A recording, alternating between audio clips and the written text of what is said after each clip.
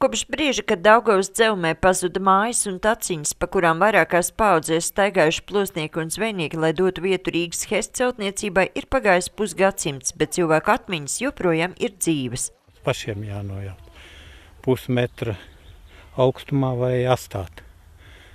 Fundamentu vai akas vajadzēja aizbērt, pagrabas aizbērt, un tolets izsmelt, tā. Koks nozāģēt. Viss bija.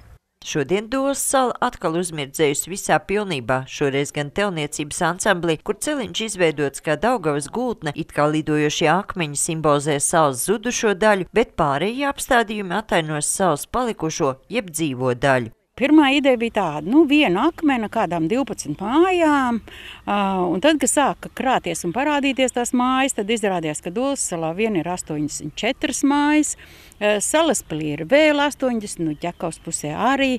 Kopā mums sanāk aptuveni 180 mājas.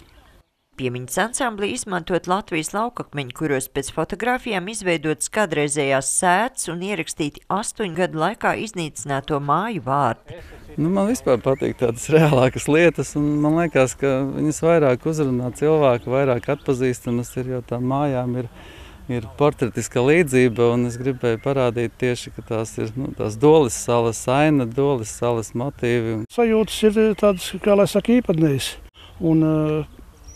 Domāju, ka tas projekts mums ir izdevies, un varam būt priecīgi, ka šodien atkal ir viena sakopta skaista vieta, gan Salaspilī, gan Daugavas muzeja teritorijā. Ansambļa izveide izmaksājusi vairāk nekā 25 000 eiro, no kuriem lielākā daļa ir lauka atbalsta dienesta finansējums, bet pārējo sarūpējusi pašvaldību un ziedotāji, starp kuriem arī daudzi iemūžināto māju īpašnieki.